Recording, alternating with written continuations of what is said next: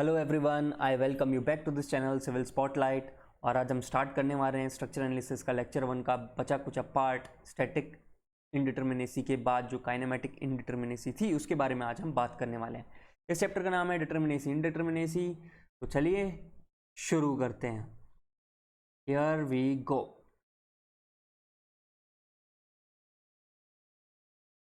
अब तक हमने स्टैटिक इनडिटर्मिनेसी देखी और जो सारे रिलेवेंट टाइप्स ऑफ क्वेश्चन थे 25 years of GATE and ESC से, वो मैंने साथ साथ में कराना शुरू कर दिया है थ्योरी के बाद भी।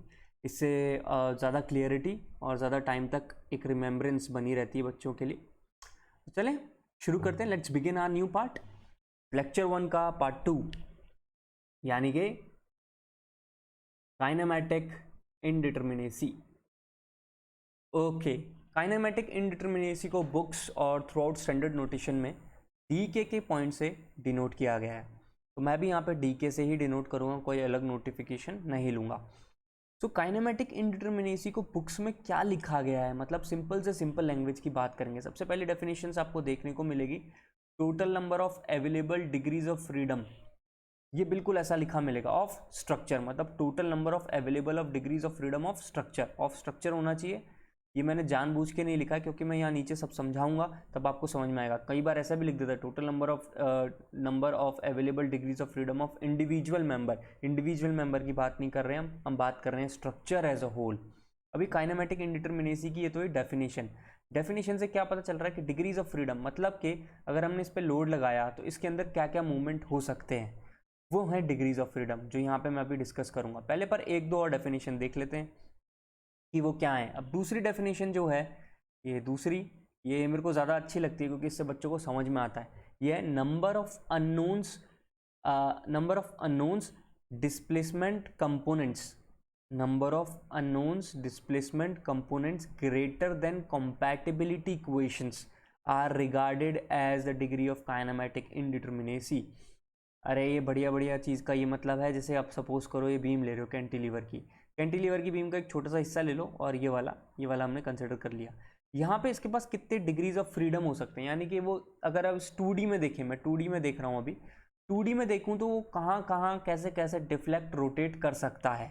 तो वो देखो, वो एक्स एक्सिस में जा सकता है ये पॉइंट, ये वाई एक्सिस में डिस्प्लेस हो सकता है, और रोटेट होने के लिए क्योंकि 2D है तो इस मूवमेंट के अंदर वो क्लॉकवाइज रोटेशन कर सकता है या एंटी क्लॉकवाइज रोटेशन कर सकता है। क्लॉकवाइज एंटी क्लॉकवाइज एक ही डायरेक्शन हुआ, मतलब वो प्लस माइनस हो गया, पर देखा जाए तो प्लेन के अंदर है, रोटेशन कर सकता है। एक टाइप का रोटेशन और दो टाइप की ट्रांसवर्स डिस्प्लेसमेंट हुई थी, यानी कि एक एंड के पास 2D में कितनी डिग्रीज ऑफ फ्रीडम हुई, 3 है कि नहीं।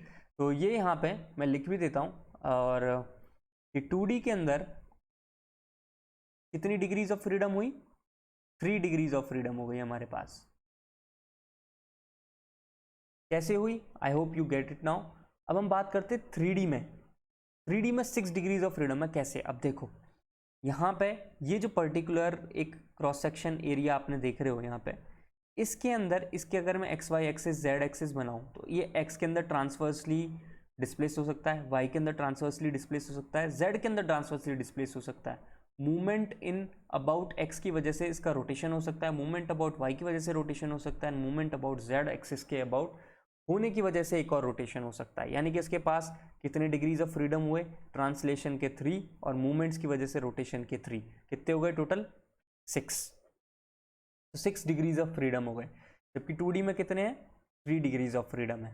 तो यही इन्होंने बोला है कि एक तो हो गया total number of available degrees of freedom, या जैसे अपन ने स्टैटिक इनडिटर्मिनेसी की पढ़ी थी कि total number of unknowns minus total number of available equations, है ना। तो यहाँ पे हम कहते हैं total number of unknown displacements मतलब ये जो थीटा है ये एक्स के अंदर डिस्प्लेसमेंट है, वाई के अंदर डिस्प्लेसमेंट है, टोटल कितने हो गए, माइनस जितनी भी हमारे पास कंपैटिबिलिटी इक्वेशंस अवेलेबल है। जैसे हमने पहले ऊपर फोर्स इक्वेशन पढ़ी थी static indeterminate, summation of forces x axis में 0, समेशन ऑफ वर्टिकल वाई में 0, समेशन ऑफ मूवमेंट 0।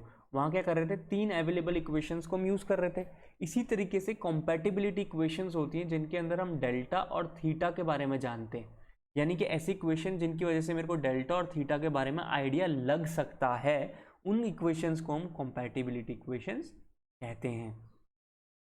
तो ये बात बताने के बाद अब मैं आता हूं इस पॉइंट पे कि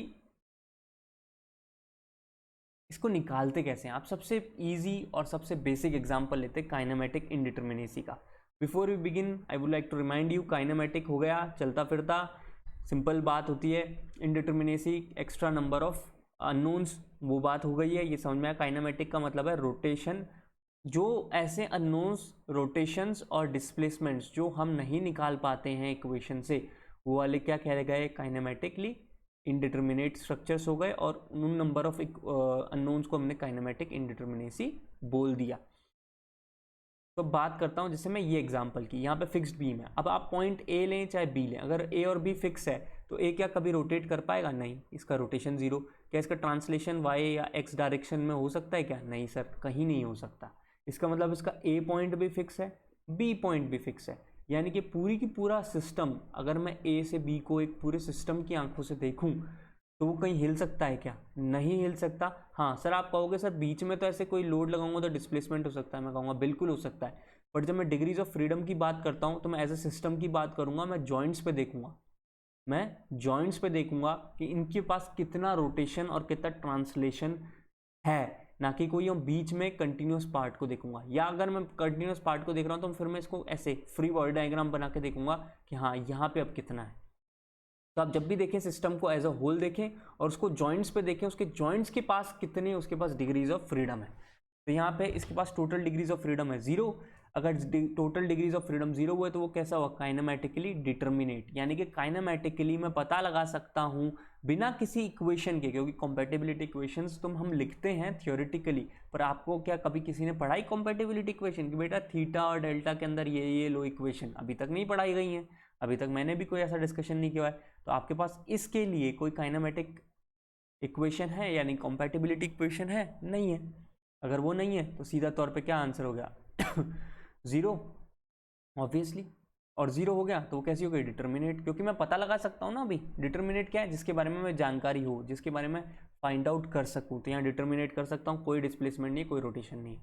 अब इसको थोड़ा सा बेटर करते हैं, सिंपली सपोर्टेड लेते हैं। सिंपली सपोर्टेड के अंदर मुझे पता है यहाँ पे ये एक्स और वाई में तो रिस्ट्रेंड है, ट्रांसलेशन में सिर्फ ये मूवमेंट अलाउ कर सकता है, तो मैंने मूवमेंट बनाया ए पे, उसकी वजह से थीटा एम एन कहते हैं डिस्प्लेसमेंट हो सकता है। बी के केस में बड़ा इंपॉर्टेंट काम आ गया। बी के केस में आप बोलोगे सर रोलर है, ये एक्स डायरेक्शन में तो ट्रांसलेट कर सकता है और साथ साथ में मूवमेंट की वजह से थीटा ही बना सकता है। मैं बिल्कुल सही।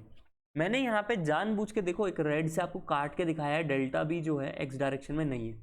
इसका कारण ये है कि जो ये बीम है ना, ये अपने आप में बड़ी स्टिफ होती है, यानी कि अपन ने आज तक देखा है जितना भी डिस्प्लेसमेंट होगा वो कैसा होगा? इलास्टिक डिफॉर्मेशन होगा। जैसे ही आपने लोड हटाया वापस से वो अपनी पुरानी जगह पे आ गया। और ये इतना छोटा होता है, इतना छोटा होता है कि पूरी लेंथ के कंपैरिजन में मैं इसको काउंट भी नहीं कर सकता हूँ। इसलिए मैं कहूँगा जो ट्रांसलेशन है बी का, बी पॉइंट का, बी जॉइंट का, वो एक्स डायरेक्शन में होगा ही नहीं, बिकॉज ए उसको इतना हिलने ही नहीं देगा। सिर्फ जो हो सकता है वो मूवमेंट का इफेक्ट दिख सकता है। तो मेरे पास कितने डिग्रीज ऑफ फ्रीडम हुए सर? थीटा ए, थीटा बी दिख रहा है, वो हो गया 2। तो हमारे पास इस तरीके से पता लग रहा है कि total number of degrees of freedom simply supported के कितने हो गए? 2 हो गए। अब बताओ कितने हो गए? 2। और कितनी कॉम्पेटिबिलिटी इक्वेशन है? कोई नहीं है सर अपने पास थीटा डेल्टा के रेस्पेक्ट में, अभी तो नहीं है। तो ये कैसी हुई? 2 अननोन्स हो गए, जीरो से ज़्यादा कुछ भी है तो कैसा है? इनडिटर्मिनेट है। तो ये कैसी हो गई? काइनेमेटिकली इनडिटर्मिनेट स्ट्रक्चर हो गई। आ रही बात समझ में? यहाँ कॉम्पेटिबिलिटी इक्वेशन नहीं है मेरे पास। हम बना सकते हैं बहुत सारी इक्वेशंस, बट अभी नहीं है, अभी हमने सीखी नहीं है। फॉर नाउ, टिल नाउ, सीख जाएंगे जब देख लेंगे। बट अभी ना, अभी तक तो नहीं पढ़ा है ना, जो पढ़ा है बस उसी को याद रखो। तो उसके हिसाब से तो कुछ भी नहीं आने वाला है मेरे पास, तो है नहीं। 2 - 0 इज 2। तो 2 का मतलब तो वो काइनेमेटिकली इनडिटर्मिनेट हो गई। इनडिटर्मिनेट यानी कि 2 ऐसी अननोन है जिनके बारे में मेरे को कोई आइडिया नहीं है। जैसे कि हमने स्टैटिक इनडिटर्मिनेसी में पढ़ा था, सिमिलरली अगर काइनेमेटिक इनडिटर्मिनेसी ग्रेटर देन 0 है, काइनेमेटिक इनडिटर्मिनेसी ग्रेटर देन 0 है, तो आप उसको काइनेमेटिकली इनडिटर्मिनेट ही बोलें। ओके, क्या बोलेंगे? काइनेमेटिकली इनडिटर्मिनेट। अब और आते हैं, अच्छा एक ये भी ले लेते हैं, कैंटिलीवर, इससे आपको और क्लियर हो जाएगा। देखो ए पॉइंट है, ये बिल्कुल फिक्स है सर, ना हिलना है, ना रोटेट होना है, ना इसको ट्रांसलेट होना है, कुछ नहीं होगा, ये वहीं बना रहेगा। पॉइंट बी फ्री हैंड है सर, पॉइंट बी रोटेट हो जाएगा, मैंने कहा बिल्कुल। पॉइंट बी वाई में डिफ्लेक्ट कर सकता है अंडर एनी लोड, आप मूवमेंट लगा दो, लोड लगा दो, यूडीएल लगा दो, ये जाएगा ही जाएगा बिल्कुल, ये तो हम निकाल ही चुके हैं डिफ्लेक्शन ऑफ बी में। एक और आप बोलोगे सर एक और भी चीज़ हो सकती है, बी जो है वो एक्स डायरेक्शन में ट्रांसलेट कर सकता है, यानी कि डिस्प्लेस हो सकता है। मैं कहूँगा नहीं, अगेन ये अपने आप में मेंबर है, बहुत छोटा सा इसका डिफ्लेक्शन होगा, अगर आपने एक्चुअल लोड पी भी लगा दी तो बहुत छोटा सा होगा और पी हटते ही वापस आ जाएगा। यही तो हमारा अजम्पशन है कि सारी की सारी beams working well with in the elastic limit, तो वो चीज़ नहीं है। तो इसका मतलब इसका number of degrees of freedom कितने हुए, 2 हुए, है कि नहीं। तो ये काइनेमेटिकली इनडिटर्मिनेट हो गई, क्योंकि greater than 0 is indeterminate, kinematically indeterminate. अब बात करते हैं सीधे फॉर्मूला की, ये तो मेरे को समझाना था आप लोगों को कि भाई देखो इसका काइनेमेटिक इंडिटर्मिनेसी का मतलब क्या है। अब बात करते हैं जो फॉर्मूले आपको यूज़ करने हैं उन्हें लगाना है, और वो सही में यही फॉर्मूले लगाने हैं आपको। बस एक फॉर्मूला है बड़ा प्यारा सा है, उसको लगाए जाओ, हर स्ट्रक्चर के लिए आपका आंसर आता जाएगा और मार्क करते जाओ, लिखते जाओ, ठीक है। फॉर्मूला फॉर पिन जॉइंटेड देख लेते हैं। Pin jointed 2D truss, truss आपको पता चल चुका है, ऐसे स्ट्रक्चर्स जिनके मेंबर्स के अंदर मूवमेंट नहीं है, सिर्फ एक्शियल कंप्रेशन या टेंशन है। तो उनके अंदर जो काइनेमेटिक इनडिटर्मिनेसी, जिसको मैं डी के से डिनोट कर रहा हूँ, that is 2J minus R E. Formula है 2J माइनस आर ई। जे क्या है sir, total number of joints है, आर ई क्या है, टोटल नंबर ऑफ रिएक्शंस है। 3D में क्या हो जाएगा, ये जो 2J था ना इसको 3 से बदल देना, 3J माइनस आर ई, जे और आर ई सेम है। अब बात करते हैं रिजिड जॉइंट्स की। रिजिड जॉइंट्स में आपको 2 फॉर्मूले मिलेंगे, मैं आपसे कहूँगा ये याद करना चाहो कर लो, वरना एक फॉर्मूला जो नीचे है वही मेन इंपॉर्टेंट है। वैसे ये फॉर्मूला सिर्फ एक बार लगता है, किसके लिए, ऊपर फिक्स्ड बीम के लिए, वहीं ये काम आता है बस, और कहीं काम आता भी नहीं है ये, ठीक है। वैसे नॉर्मल स्ट्रक्चर मतलब ऐसे स्ट्रक्चर जिनमें सिर्फ रिजिड जॉइंट है, कोई बीच में इन बिटवीन इंटरनल हिंजेस नहीं है, ठीक है ना, ऐसे वालों के लिए ये वाला फॉर्मूला होता है। मैं लिख भी देता हूँ प्रॉपरली इसको, नो इंटरनल हिंज, उसे क्योंकि यहाँ पे हाइब्रिड स्ट्रक्चर कहते हैं, नो इंटरनल हिंज, कोई अंदर हिंज नहीं है, ओके सर। तो उसे हम नॉर्मल स्ट्रक्चर की संज्ञा दे रहा हूं मैं यहाँ पे, आपको बुक में कुछ कुछ नामों से मिलेगा, मैं तो भाई इसी को ऐसे मानता हूँ, कोई इंटरनल हिंज नहीं है, उसमें लगा देना 3J माइनस आर ई, और 3D में मिल जाए तो 3 का कर देना भाई 6J माइनस आर ई। ये फॉर्मूले तो आपको याद करने हैं। अब हाइब्रिड स्ट्रक्चर का क्या मतलब है, हाइब्रिड स्ट्रक्चर का मतलब है कैन हैव इंटरनल हिंजेस,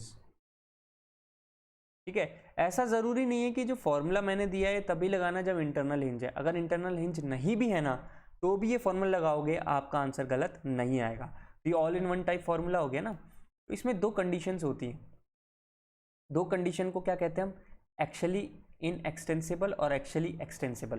देखो ऊपर मैंने आपको समझाया था क्या कि भाई सर अगर जैसे ये वाला पॉइंट है बी, बी में जो ये डेल्टा एक्स है ये पॉसिबल नहीं है। मैंने कहा क्यों, क्योंकि ये ज़्यादा बड़ा डिस्प्लेसमेंट नहीं होगा, क्योंकि मेंबर है, छोटा सा इलास्टिक पॉइंट होगा। अगर ये मेंबर एक्चुअली एक्सटेंसिबल होता, वर्ड मैंने प्रॉपर ले रहा हूँ, एक्चुअली एक्सटेंसिबल मतलब बहुत दूर तक खिंच जाता, तो वो नीचे वाला फॉर्मूला, और जो मैंने ऊपर बताया था ना डेल्टा एक्स को अपन नहीं मानेंगे, ये वाली कंडीशन किस चीज़ को टेक्निकली रिप्रेजेंट कर रही है, वो टर्म को रिप्रेजेंट कर रही है एक्चुअली इन एक्सटेंसिबल, यानी कि एक्चुअली ये बहुत ही माइन्यूट नेग्लिजिबल एक्सटेंशन दिखा रहा है, जिसको हम हर हाल में नेग्लेक्ट कर देंगे। इसीलिए एक्चुअली इन एक्सटेंसिबल के लिए फॉर्मूला है, जैसे मैंने फॉर्मूला लिखा है ऐसे लिखना। आपको बुक में ये 3J माइनस एम ऐसे उड़ा कर देते हैं, मैं इसको इस तरीके से याद करता हूँ, इसका आपको बाद में जब न्यूमेरिकल करूँगा समझ में आ जाएगा, थोड़ा से कम कन्फ्यूजन रहता है। तो D K is equal to 3J minus overall m plus R E minus R R. अब एक्चुअली एक्सटेंसिबल में क्या हो जाएगा, कुछ नहीं, सेम फॉर्मूला है। जब एक्चुअली एक्सटेंसिबल की बात करेंगे तो जो m है ना भाई इसको 0 रख दो, ओके, ये जो m है इसको 0 रख दो, बस दैट्स इट। तो J is number of joints, R is number of reactions, RR is number of releases in the structure, ठीक है। वापस से मैंने लिखा हुआ है, it is valid for hybrid structure and it is also valid for normal structure. मैं लगा के भी दिखाऊंगा नीचे, आंसर बिल्कुल करेक्ट आएगा, ठीक है। तो इन जनरल अगर आपके क्वेश्चन में ये ना लिखा हो कि हमारा एक्चुअली एक्सटेंसिबल है या एक्चुअली इनएक्सटेंसिबल है, तो आप क्या मानेंगे? तो आप मानेंगे एक्चुअली इनएक्सटेंसिबल, क्योंकि वो एक जनरल टर्म, वो एक जनरलिटी है कि हाँ एक्चुअल में बहुत कम ही इलास्टिक लिमिट के अंदर ही डिफ्लेक्शन या डिफॉर्मेशन होगा। चलिए अब देखते हैं। अभी मैंने ऊपर जो क्वेश्चन किए थे जिसमें मैंने आपको समझाया कि भाई ये कैसे मूवमेंट लगाया, कैसे थीटा आया, वो तो होगा एक्सप्लेनेशन। उससे कभी नहीं करना है, हमें हमेशा फॉर्मूले से करना है। और मैंने आपसे कहा था देखो यहाँ पे सिंपल है, ये सिंपल है, लगा के दिखाता हूँ। सिंपल ऊपर वाली फॉर्मूला लगा रहा हूँ, एक्चुअली इन एक्सटेंसिबल वाला 3j minus M plus R E minus R R, क्योंकि मैं बाय डिफॉल्ट मान रहा हूँ actually inextensible. Okay sir, तो नंबर ऑफ जॉइंट्स कितने हैं? 1 2, 3 into 2 minus overall number of members 1, number of reactions 1 2 3 3, और नंबर ऑफ रिलीजेस कोई रिलीज नहीं है, कोई इंटरनल हिंज नहीं है, 0। तो कितने number of degrees of freedom आ गई इसकी? 2। काइनेमेटिक इंडिटर्मिनेसी कितनी हो गई? 2।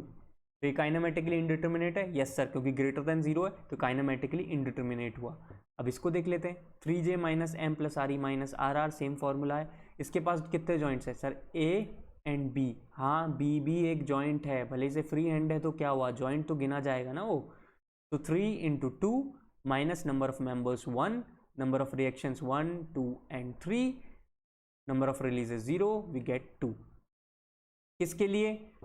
इन एक्सटेंसिबल के लिए। ओके, और अगर हम एक्सटेंसिबल की बात करते तो m को 0 रख देना यहाँ पे। 3 टू 6 माइनस 3 इज 3, यहाँ पे 3 टू 6 माइनस 3 इज 3, तो एक्चुअली एक्सटेंसिबल के लिए 3 हो गया। अब मैं आपको दिखाता हूँ बुक्स में कैसे आपको इनिशियली समझाया गया होता है।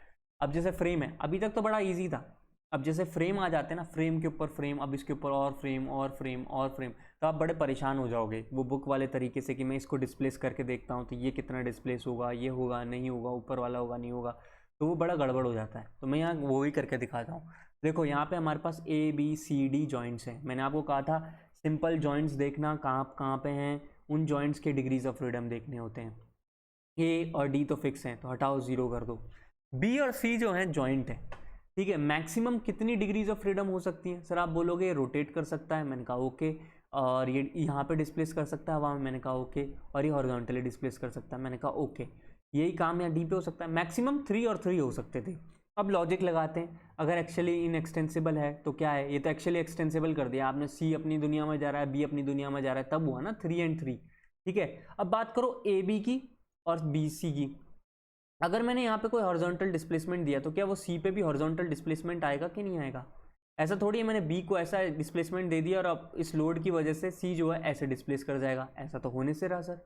तो इसका मतलब ये जो हॉरिजॉन्टल डिस्प्लेसमेंट है दोनों का एक ही है, तो आप बेटर होगा एक में -1 लगा दो। तो अभी हमको मिल गए टोटल डिग्रीज ऑफ फ्रीडम 4। अब आओ और दूसरी चीज़ पे, ए और बी और सी और डी, ये जो मैंने ऊपर लगाया है ये अपने आप में कैसा डिस्प्लेसमेंट है सर? ये एक्शियल डिफॉर्मेशन है।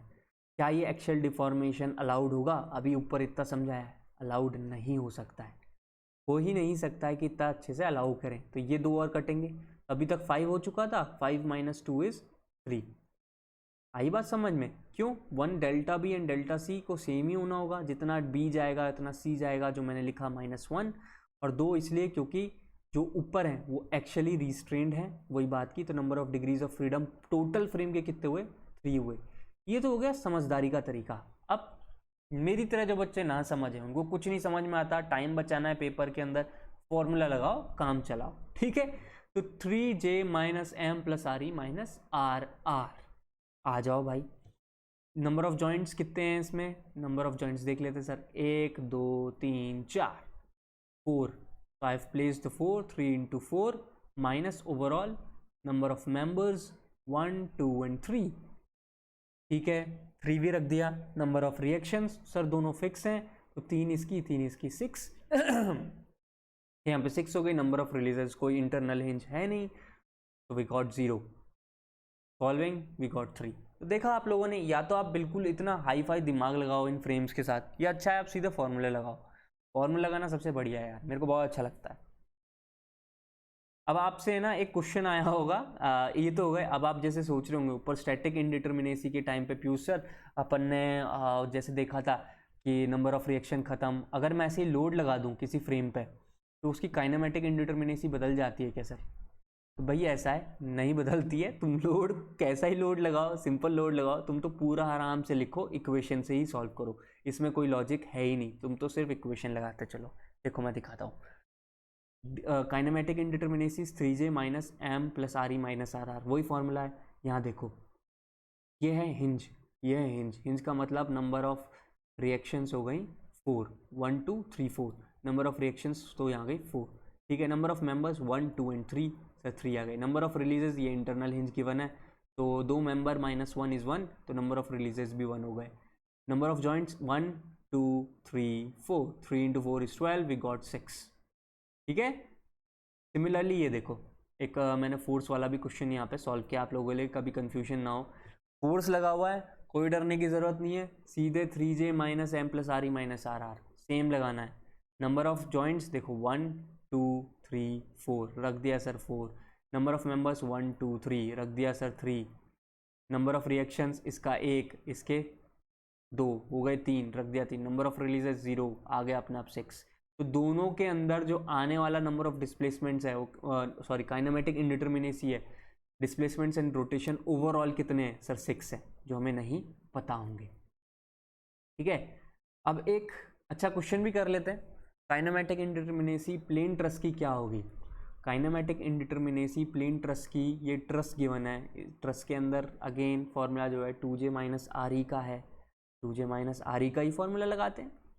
तो नंबर ऑफ जॉइंट्स कितने sir? 1 2 3 4 5 6 7, 2 into 7। Number of reactions 1 2 3, इस पर कोई लोड नहीं है तो नंबर ऑफ रिएक्शन की कोई टेंशन नहीं है। और वैसे भी हम काइनेमेटिक इंडिटर्मिनेसी निकाल लें, काइनेमेटिक इंडिटर्मिनेसी में फुल वैल्यूज रखो, आर ई की वैल्यू है 3, वो स्टैटिक इंडिटर्मिनेसी होती है, अगर लोडेड हो तो हमें सोचना होता है, ठीक है, लॉजिक लगाना होता है, जैसे मैंने पिछले लेक्चर में डिस्कस किया है।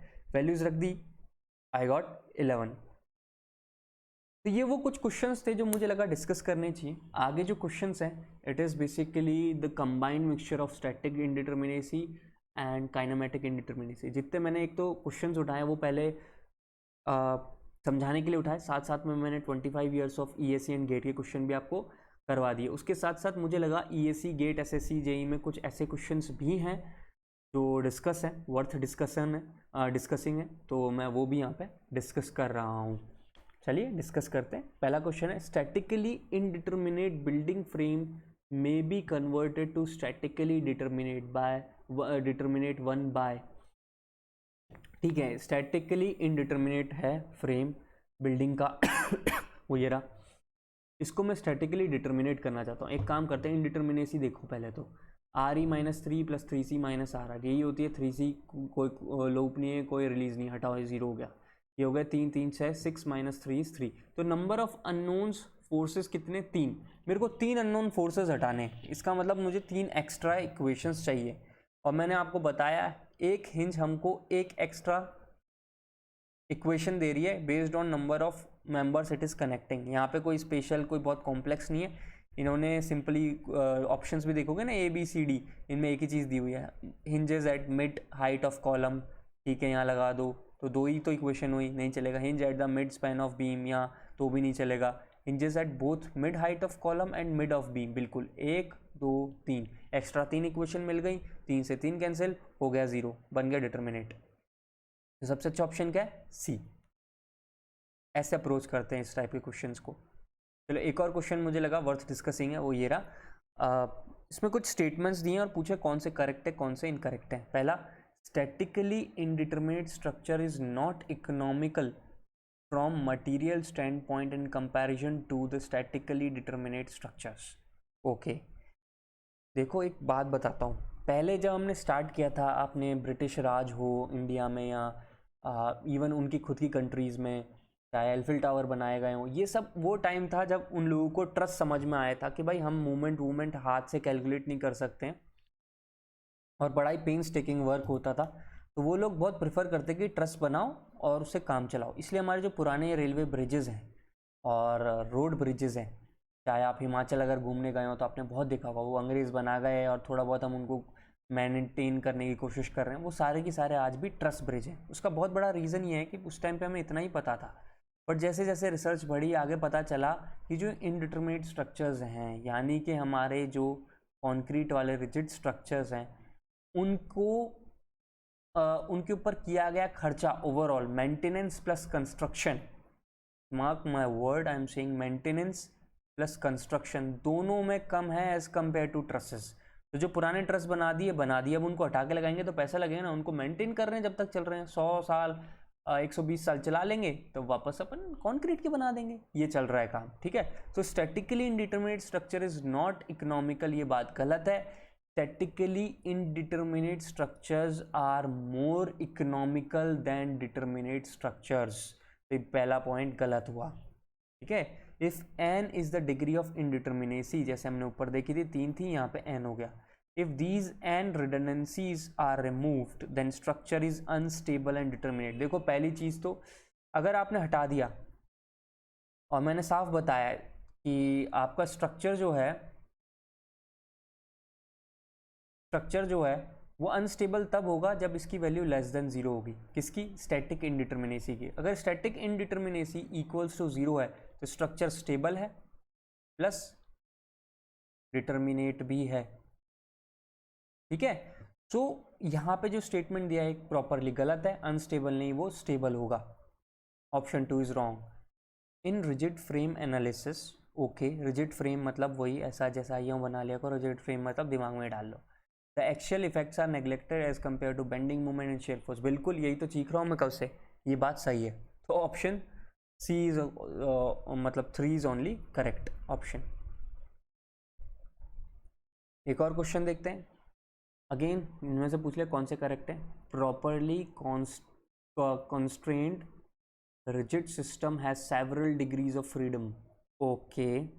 देखो भाई प्रॉपरली कॉन्स्टेंट रिजिड सिस्टम में क्या डिग्रीज ऑफ फ्रीडम ज़्यादा होते हैं क्या, नहीं होते हैं यार, ये तो अभी मैं चीख ही रहा हूँ ऊपर से। जैसे कि हमने सिंपली सपोर्टेड बीम के कंपैरिजन में फिक्स्ड बीम देखी, इसके डिग्रीज ऑफ फ्रीडम तो 0 थे, इसका मतलब पहला क्या हो गया अपने आप में गलत। Number of degrees of freedom of locomotive moving on railway track is 2, ओ हो, ये सही है। इसके लिए मैंने एक डायग्राम में बनाया, देखो से दिस इज अ ट्रेन, यहाँ पर रेड में देख रहे हो ये ट्रेन है, अच्छा अगर ट्रेन और ये जो वाइट देख रहे हो दो, ये ट्रैक्स है। अगर ट्रेन इसके ऊपर ट्रैक पे जा रही है तो ये सिर्फ या तो जिस डायरेक्शन में जाती है, जिस डायरेक्शन में आती है यही जाती है, इसके अलावा इसको और कोई मूवमेंट अलाउड होता है क्या, नहीं अलाउड होता है। कैसे, क्या ये इस डायरेक्शन में जा सकती है, आप बोलोगे नहीं। क्या ये ऊपर के डायरेक्शन में जा सकते हैं, नहीं, ग्रेविटी लग रहा है सर। और जब हम इसको डिज़ाइन करते हैं ना, रेलवेज पढ़ोगे या मैं पढ़ाऊँगा तो आपको पता लग जाएगा कि इनके अंदर जो मूवमेंट होता है ना, वो तक भी डेवलप नहीं हो पाता है ढंग से, तो इसके कहीं नहीं होता है। सिर्फ रेलवे ट्रैक के ऊपर, ट्रेन्स के ऊपर या कहूँ लोकोमोटिव्स के ऊपर सिर्फ और सिर्फ 1 डिग्री ऑफ फ्रीडम है, 2 नहीं है, 1 है। इसलिए ये स्टेटमेंट क्या हो गया, रॉन्ग हो गया। शिप वो पानी पे चलने वाला है, 6 डिग्रीज ऑफ फ्रीडम। देखते हैं यार कितने हैं। देखो एक शिप बनाते हैं, पानी पे चलाते हैं, शिप के अंदर क्या, पीछे एक प्रोपेलर होता है, वो घूमता है, आगे भेजता है। शिप के पास होता है, शिप हमेशा ऐसे भी हिलते रहते हैं, वो आगे पीछे भी हिलते रहते हैं, वो आगे भी जा सकते हैं, वो पीछे भी जा सकते हैं, वो राइट में भी जा सकते हैं, वो लेफ्ट में भी जा सकते हैं, उनका सब तरह का डिग्रीज ऑफ फ्रीडम है। इनके पास टोटल कितने डिग्रीज ऑफ फ्रीडम हुए 3D के हिसाब से, 6। This statement is correct. आइए एक और क्वेश्चन देखते हैं। What is the total degree of indeterminacy in the given structure? आया is दो बार आ गया, ठीक है, 1 2 3 4, ठीक है। देखते हैं degree of indeterminacy, kinematic indeterminacy लिखना चाहिए था यहाँ पे, degree of kinematic indeterminacy, okay. तो the total number of kinematic indeterminacies dk is equals to 3j minus M plus R E minus R, R inextensible के लिए, और 3j माइनस एम को बस 0 रख दो and plus R E minus R R कर दोगे तो एक्सटेंसिबल के लिए। पहले इन एक्सटेंसिबल निकाल के देख ले, क्योंकि इसने मेरे को बताया इन एक्सटेंसिबल है, इन एक्सटेंसिबल है क्या है, तो रख देता हूँ। नंबर ऑफ जॉइंट कितने गिवन में, 1 2 3, तो 3 into 3 minus number of members 1 and 2, 2 number of reactions 1 2 1 2 3, total हो गई 5। 5 रख दी, कितना मिला 2, ठीक है। और इन एक्सटेंसिबल में मिला है मेरे को 2, एंड डिग्री ऑफ एक्सटेंसिबल में देखो 3 इंटू 3, बस m की वैल्यू 0 रख दी तो मेरे को मिल गया 4। इस टाइप के क्वेश्चंस को ESE में देखा गया है, ये खुद एक ESE का क्वेश्चन है। अब ऐसे क्वेश्चंस में जहाँ कुछ ना गिवन हो और आपके दोनों चीज़ें ऑप्शन में मिल रही हों, go for option in extensible, यानी कि मैंने आपको बोला है बाय डिफ़ॉल्ट हम ये मान के चलते कि इनके अंदर कोई एक्सटेंशन नहीं होगी। यही हमारा बेसिक अजम्पशन है। कई कोचिंग इंस्टीट्यूट्स ने, स्पेशली जो टॉप 1 या 2 हैं, हमारे 1-2 ही हैं जो नॉर्थ इंडिया में चलते हैं, उन्होंने ये दिया हुआ है डी, भाई ये गलत है। हमारा बेसिक अजम्पशन ही उन्होंने नलीफाई कर दिया। हमारा अजम्पशन ही ये रहा है कि एक्सटेंसिबल कब होगा, बहुत ज़्यादा तभी एक्सटेंसिबल होगा जब वो प्लास्टिक लिमिट में घुस जाएगा।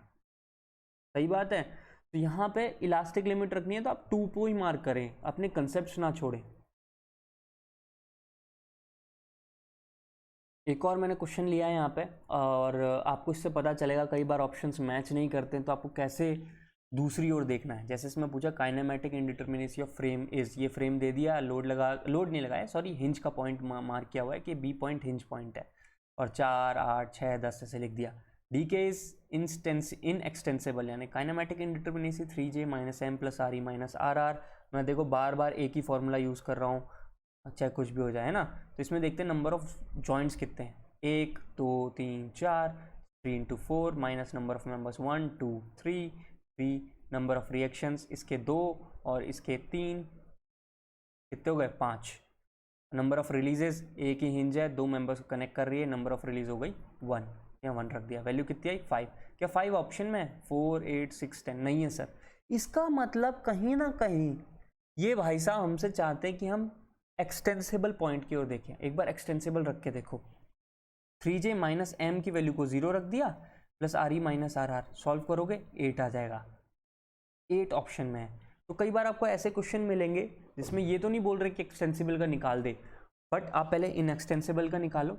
अगर वो ऑप्शन में नहीं है तो आप एक्सटेंसिबल निकाल के ऑप्शन टिक करो। ये मैंने एक इंपॉर्टेंट पॉइंट देखा था क्वेश्चंस के अंदर, वो नहीं बता रहे हैं कि आपका मेंबर एक्सटेंसिबल है या इनएक्सटेंसिबल है, तो कैसे देखना चाहिए। तो ये मुझे लगा डिस्कस करना चाहिए, तो मैंने डिस्कस यहाँ पे कर लिया। अब एक लास्ट क्वेश्चन है, वो भी देख लेते हैं। बीम शोन बिलो, ये रही बीम है एक। अच्छा, कंसिडर द फॉलोइंग स्टेटमेंट्स, करते हैं पहले बीम को तो देख लें, है ना। तो बीम है, यहाँ पे हिंज है, ओके, हिंज सपोर्ट है, मेरा मतलब ये क्या है, इंटरनल हिंज है, और ये रोलर सपोर्ट है। मैंने आपको बताया भी था भाई, ये गोला ऐसा बना देना तो समझ जाना इट्स अ रोलर सपोर्ट। तो क्या क्या ऑप्शन दिया है? अच्छा, ये पूछा गया है करेक्ट कौन सा है। Structure is unstable, bending movement is 0 eight support and internal hinge, it is a mechanism, statically indeterminate. Okay, ठीक है। सबसे पहले स्ट्रक्चर इज अनस्टेबल चेक करते हैं। एक तो तरीका ये है कि आप स्टैटिक इंडिटरमिनेसी से चेक कर लो, ठीक है। दूसरा तरीका है IQ से चेक कर लो। 1 को वैसे मैंने लिखा है, पर मैं कहूँगा आप स्टैटिक इंडिटरमिनेसी से ही चेक करो। एक्सटर्नल प्लस इंटरनल, ये करा है। एक्सटर्नल क्या है? आप कहोगे सर RE माइनस 3, और यहाँ पे आप फंस सकते हो कि सर आप इसको पिन मानोगे, रिजिड मानोगे, क्या करोगे? भाई मैं इसको रिजिड मानूंगा, मैं सीधा बोलता हूँ 3C minus RR। Number of reactions मैंने बताया 3, 3 minus 3, 3C 0। Number of releases 1 है, ये आ गया -1, यानी कि लेस देन 0। लेस देन 0 क्या है? अनस्टेबल। और इसको लॉजिकली समझाता हूँ मैं कि ये अनस्टेबल है तो कैसे है। अगर आपने सपोज करो लोड लगा दिया, जैसे मैंने यहाँ पे गिवन है, ये देखो हिंज के ऊपर यहाँ लोड लगा दो, ये रोलर है ना, ये नीचे क्या है, डिफ्लेक्ट होता जाएगा, और ये जो है रोलर सपोर्ट इधर शिफ्ट होता जाएगा, और ये जो डिफ्लेक्शन है ये बहुत ज़्यादा एक्सेसिव हो जाएगा। तो इसी से पता चला गया मुझे कि ये सिस्टम जो है अनस्टेबल है, स्ट्रक्चर जो है अनस्टेबल है। आपको ये भी लिखने की ज़रूरत नहीं थी। थोड़ा सा मतलब अगर एक आप जिसे कहते हैं ना, with time you will learn this thing, कि आप देखो अच्छा इस पर लोड लगाऊं कहाँ से, हाँ ऐसी चीज़ दिख रही है, ये तो फेल ही होगी। नहीं, अगर वो चीज़ें नहीं समझ पाते हो तो आप सिर्फ ये लिख लेना, स्टैटिक इंडिटरमिनेसी इक्वल्स टू 0 है तो स्टेबल है, डिटरमिनेट है, ग्रेटर देन 0 स्टेबल है, इनडिटरमिनेट है, लेस देन 0 100% अनस्टेबल है, चाहे कुछ भी हो जाए। दूसरा बात, bending moment is zero eight support and internal hinge. बिल्कुल, ये तो हम पढ़ ही चुके हैं, इंटरनल हिंज और एंड पॉइंट पे तो बेंडिंग मोमेंट जीरो है। क्यों जीरो है? क्योंकि ये पॉइंट मूवमेंट्स को रजिस्ट ही नहीं करते हैं। जो चीज़ मूवमेंट को रजिस्ट ही नहीं करेगी तो वहाँ बेंडिंग मूवमेंट क्यों आएगा? वो तो रोटेशन खा के बैठ जाएगी। ये बात तो मैंने बहुत अच्छे से पुराने अपने लेक्चर वीडियो में समझाई हुई है। ये वर्ड तुम्हारे लिए नया है, मैकेनिज्म। मैकेनिज्म क्या है? ऐसी कोई भी चीज़ जिसको अगर हम रोटेट करें या डिफ्लेक्ट करें ना, तो वो रोटेट होती चली जाती है लोड के अंदर, या डिफ्लेक्ट करें तो डिफ्लेक्ट होती चली जाती है। ऐसी चीज़ों को मैकेनिज्म कहते हैं। जैसे यहाँ पे मैंने लोड लगाया तो ये भाई घूमता ही चला गया, खिंचता ही चला गया, और बहुत ज़बरदस्त तरीके से मतलब बहुत बड़ा डिफ्लेक्शन होकर इसमें दिखने लगा। इवन अगर आपने लगा के रखा तो ये बिल्कुल ऐसे यूँ हो जाएगा, मतलब वी जैसा बन जाएगा। यही तो बात है। तो ऐसी चीज़ों को मैकेनिज्म कहते हैं, जिनके अंदर anything that keeps on deflecting और rotating once load is applied, उन चीज़ों को क्या कहते हैं? मैकेनिज्म कहते हैं। तो ये मैकेनिज्म है कि नहीं? बिल्कुल है। तीसरा मैकेनिज्म है। चौथा, स्टैटिकली इंडिटरमिनेट, हो ही नहीं सकता। लेस देन वन है तो इनडिटर्मिनेट ही सॉरी डिटर्मिनेट है, इनडिटर्मिनेट हो ही नहीं सकता है। DST यानी कि static indeterminacy, less than zero और इक्वल्स टू जीरो, ये क्या होते हैं? डिटर्मिनेट स्ट्रक्चर्स होते हैं। तो यहाँ पे क्या हो गया? 1 2 3 सही है, 1 2 3 is B, option B is the right answer. So these are the most important questions which I really found in 25 years of GATE and ESE worth discussing, and just take out your question papers of 25 years of GATE, ESE, SSC, JEE and keep on doing those questions. Now I have given you enough input. आप एक भी question में नहीं फंसोगे, और किन क्वेश्चनों में आपको problem होगी उनके अंदर आप कमेंट सेक्शन में मेंशन कर सकते हैं। हम लोग उन्हें देखेंगे और बताएंगे। कुछ के आंसर्स गलत हैं, जो पुराने क्वेश्चंस हैं, मैं वापस बोल रहा हूँ, क्लियरली बोल रहा हूँ, घबराना नहीं, अपने कंसेप्ट को पकड़ के रखना। ओके, तो before I leave I request you people, please subscribe, share it with your friends, and I will keep bringing these good videos for you people. Thank you. God bless you all.